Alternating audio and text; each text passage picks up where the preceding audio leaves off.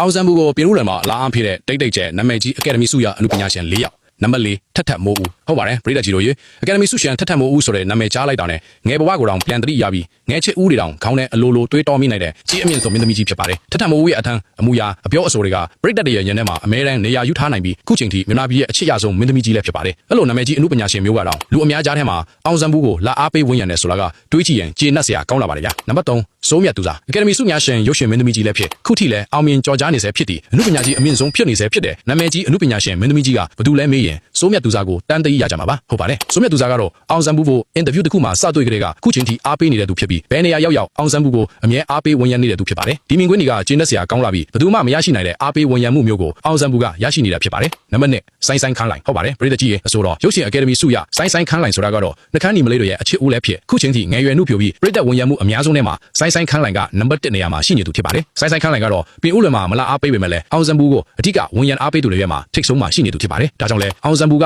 ပွဲတိုင်းလိုဆိုင်းဆိုင်းခန်းလိုင်ရဲ့တခြင်းကိုတီးဆိုးဖျော်ဖြေပြီးတချို့ပွဲတွေမှာလည်းအောင်ဆန်းဘူးရဲ့လေးစားချစ်ခင်မှုကိုဆိုင်းကအကြီးပိတစွာအချင်းချင်းခင်မင်ရင်းနှီးရှိနေသူဖြစ်ပါတယ်နံပါတ်1ဝတ်မွန်ဆွေကြီးနာမည်ကြီးမင်းသမီးလည်းဖြစ်အနုပညာကြီးအမြင့်ဆုံးရရှိနေတဲ့သူလည်းဖြစ်အကယ်ဒမီမင်းသမီးလည်းဖြစ်မြန်မာပြည်ရဲ့အချမ်းသာဆုံးစည်ရင်းဝင်လည်းဖြစ်တဲ့ဝတ်မွန်ဆွေကြီးကအောင်ဆန်းဘူးဆိုတဲ့မင်းသားငယ်လေးကိုမောင်လေးတယောက်လိုအဓိကဝန်ရံအားပေးတဲ့သူလေးထဲမှာပါဝင်ပါတယ်ပြင်ဦးလွင်ပွဲမှာရောက်မလာပေမဲ့လည်းပြီးခဲ့တဲ့အပတ်ကပဲဝတ်မွန်ဆွေကြီးရိုက်မဲ့ဇကန်တကားအတွက်အောင်ဆန်းဘူးနဲ့အတူတူအကတိုက်နေတဲ့ပုံစံကပရိသတ်တွေအားလုံးကိုကျေနပ်အားရမှုရှိစေခဲ့ပါတယ်ဒါတွေကတော့အောင်ဆန်းဘူးကိုမောင်လေးတယောက်လိုချစ်ခင်အားပေးကြတဲ့နာမည်ကြီးအကယ်ဒမီဆုရှင်တိတ်တိတ်ကျဲအနုပညာရှင်များဖြစ်ပါတယ်အားလုံးကိုကျေးဇူးတင်ပါတယ်